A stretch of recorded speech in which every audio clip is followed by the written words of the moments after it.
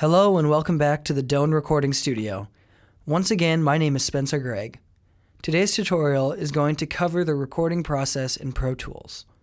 The first thing you need to do to record a new track is open the Create a New Track menu. There are two ways to get to this point. The first option is by clicking on Track at the top of the screen and selecting New. A much faster and easier way is by clicking Command-Shift-N. This shortcut opens an options pop-up for creating a new track. The four from left to right are the number of tracks you want to create, whether you want mono or stereo, the type of track, and whether or not you want it in samples or ticks.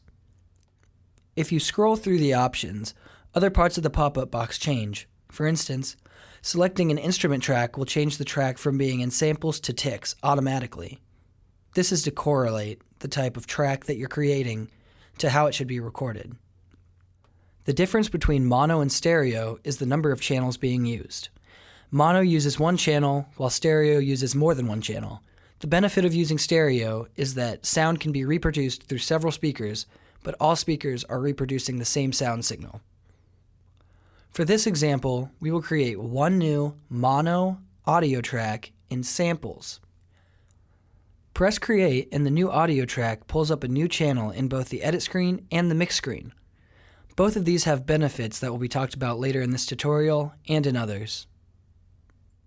Before recording, be sure to name your track. Do this by double-clicking where it says Audio 1. This will pull up a name box where you want to give the track an individual name that you can remember what was recorded there.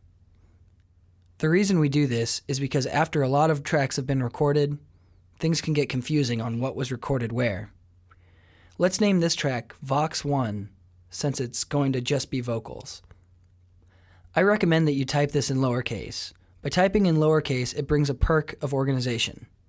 By typing in lowercase, it can symbolize that the track is not complete.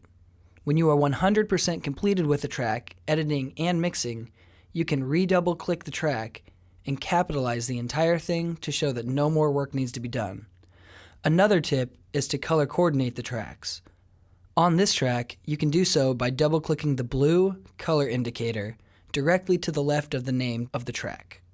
For instance, you could use fuchsia for vocals, blue for percussion, yellow for guitars, orange for synths, and so on, to keep each of the recording types together and organized. Now to finally get recording.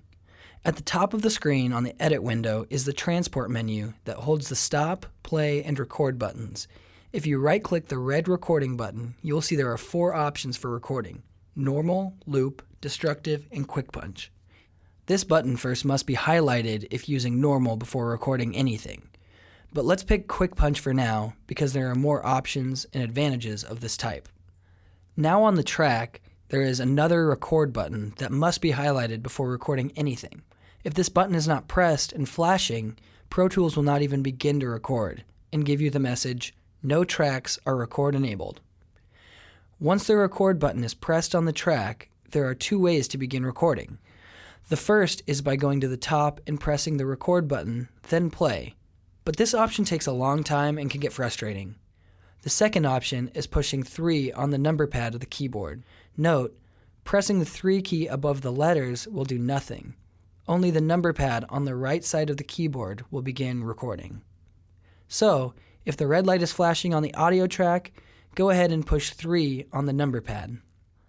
If this is done right, you should see red progression across the screen indicating that it is recording.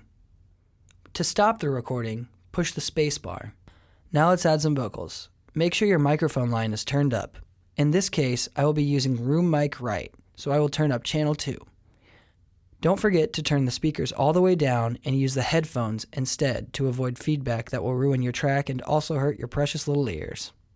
Press the track record button so it is flashing, then press 3. How do I say goodbye? And there it is, sound being recorded, ready for your next masterpiece. This will be the same process for every real sound that you produce. In another tutorial, I will show you how to record MIDI tracks, which uses the keyboard to record. One more thing, sometimes you will get very echoey sounds. To help compensate with this, Go to the Setup at the top of the screen and select Playback Engine. Under HW Buffer Size, try reducing the amount of samples used. This basically simplifies the file. Sometimes the file will sound poor while being recorded, but when played back after the recording is finished, the sound is just fine. So, play around with these settings to find the best sound for you.